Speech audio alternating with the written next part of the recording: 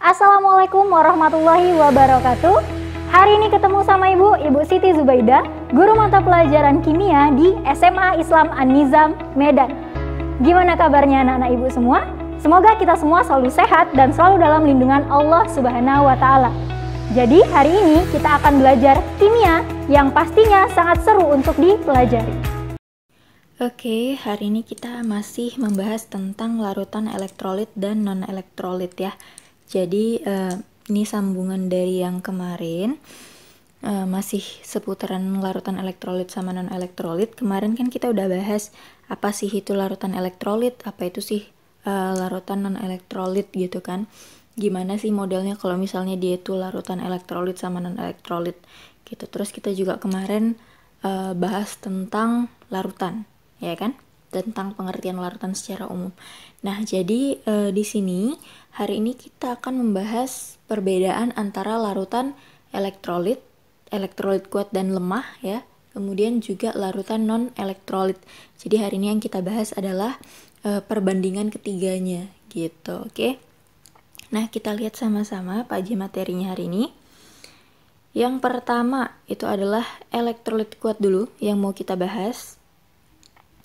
Yang pertama, ciri-ciri untuk elektrolit kuat itu adalah nyala lampu terang. Kalau misalnya kita lihat dari gambar yang di sampingnya ya, di sini kan kelihatan ya. Di sini kelihatan dia ada nyala lampunya itu terang. Kenapa nyala lampunya bisa terang? Karena larutan elektrolit kuat ini kan dia bisa menghantarkan listrik dengan baik, ya kan?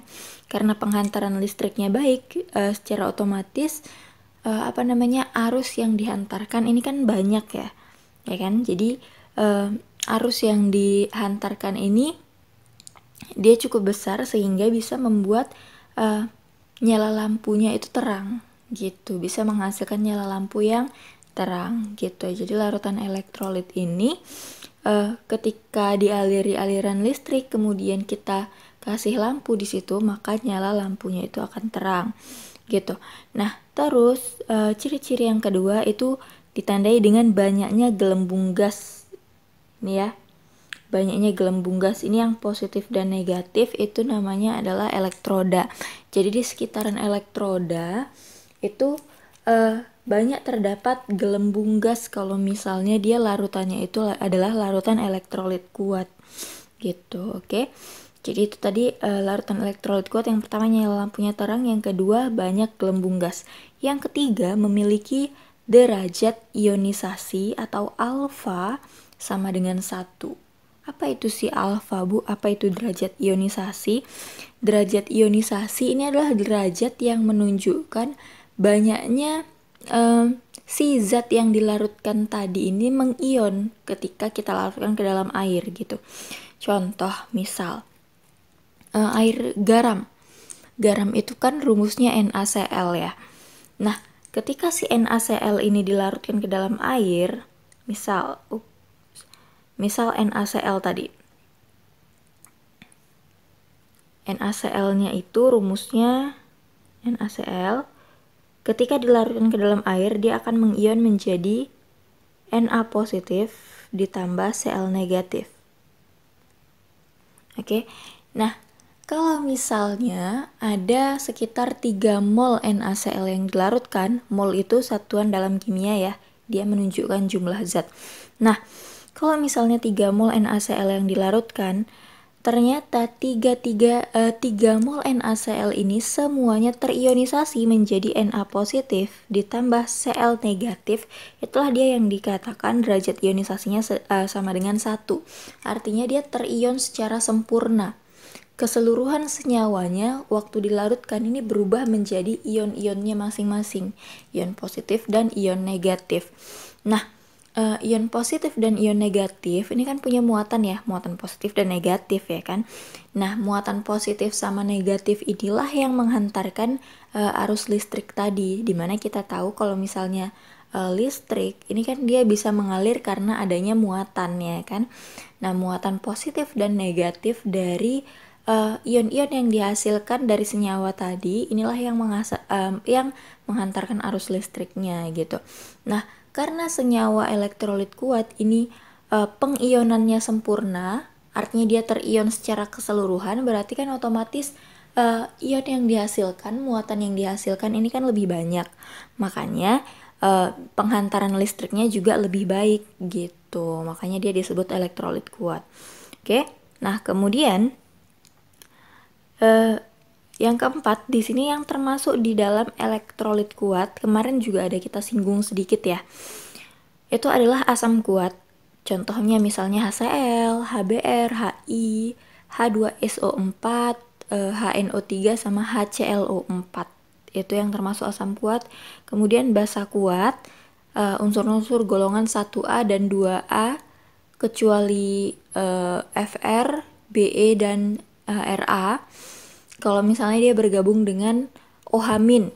Jadi kayak NaOH, KOH, LiOH, MgOH 2 kali, CaOH 2 kali, terus BaOH 2 kali, itu dia termasuk basa kuat. Oke. Kemudian juga garam kayak yang tadi NaCl ya.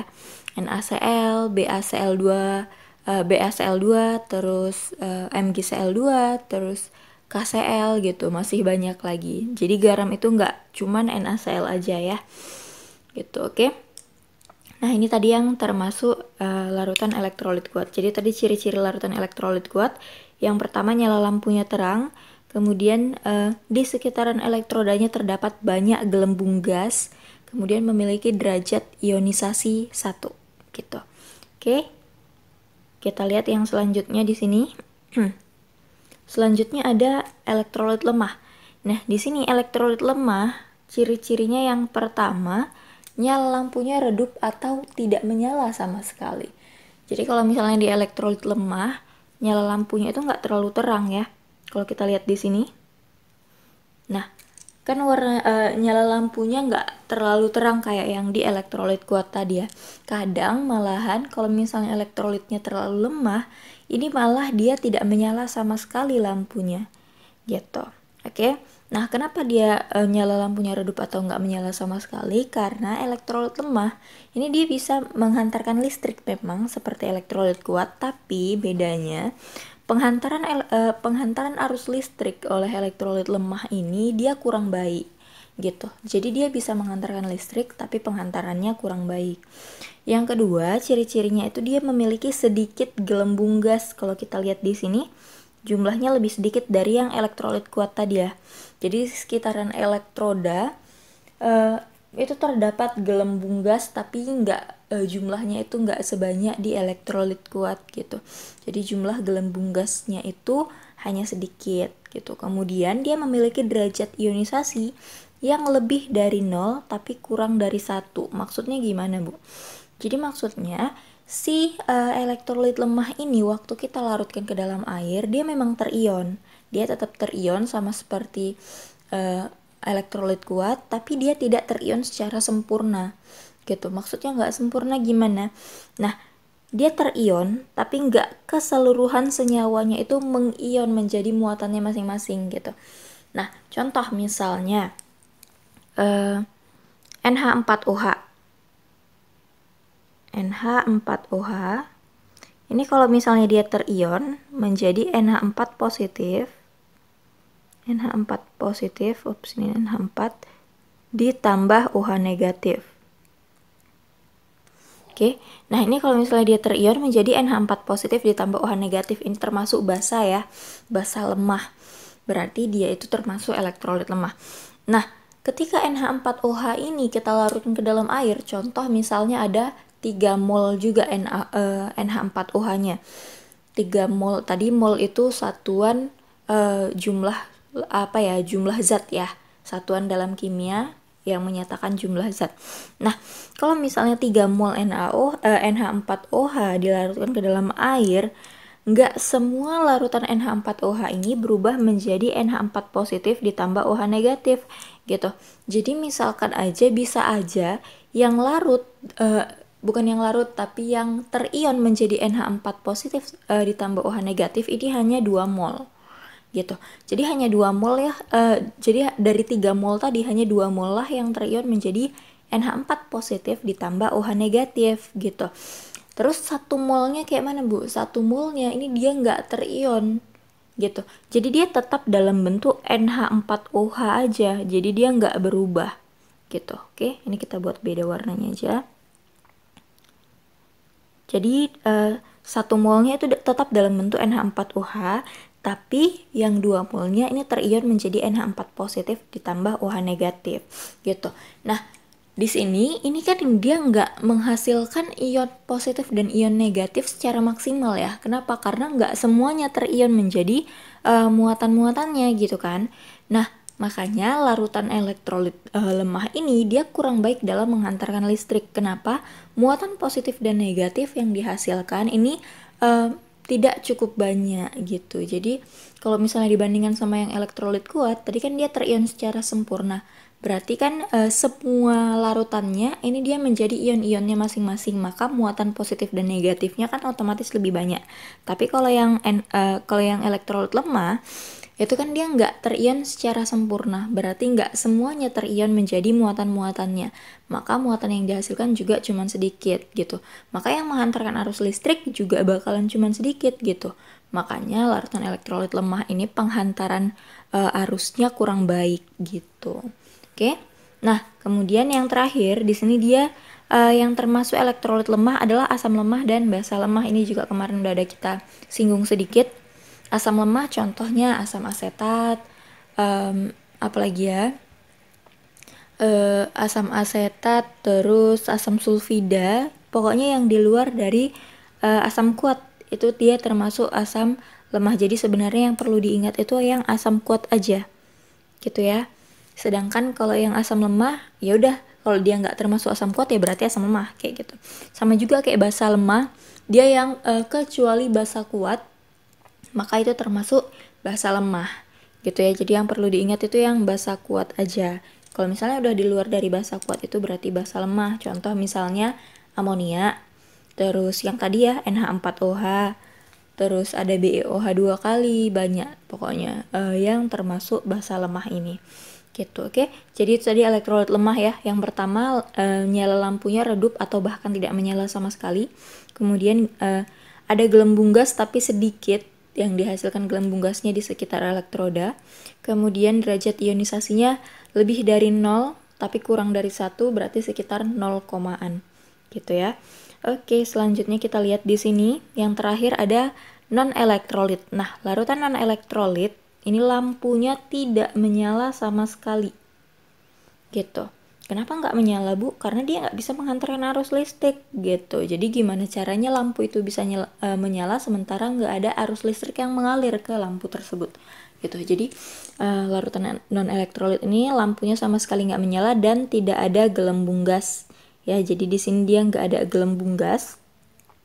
Kemudian dia memiliki derajat ionisasi sama dengan 0. Derajat ionisasi sama dengan 0 artinya dia tidak terion sama sekali. Jadi senyawa-senyawa yang termasuk larutan non-elektrolit ini dia tidak terion menjadi muatan-muatannya, nggak terion menjadi ion positif dan ion negatif gitu. Nah, karena dia tidak mengion, dia tidak terjadi ionisasi di situ, maka kan nggak ada muatan positif dan negatif yang dihasilkan, ya kan? Nah, karena nggak ada muatan positif dan negatif, maka nggak ada lah yang menghantarkan arus listrik yang diberikan tadi gitu. Karena kan tadi arus listrik itu mengalir karena adanya muatan, ya kan? Muatan positif dan muatan negatif. Sementara di larutan non-elektrolit ini, dia tidak terjadi ionisasi atau dia tidak terion menjadi muatan-muatannya, sehingga tidak bisa dia menghantarkan arus listrik begitu. Jadi maksudnya derajat ionisasi sama dengan 0 itu adalah dia tidak terion sama sekali. Oke, kemudian yang terakhir yang termasuk di dalam larutan non-elektrolit ini contohnya adalah urea dan gula. Kemarin juga udah kita bahas sedikit ya.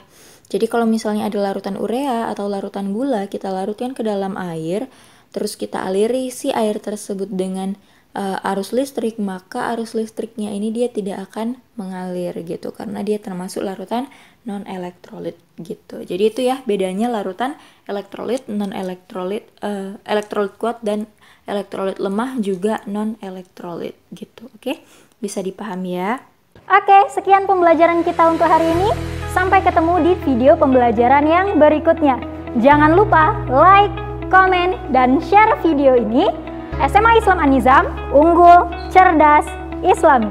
Assalamualaikum warahmatullahi wabarakatuh.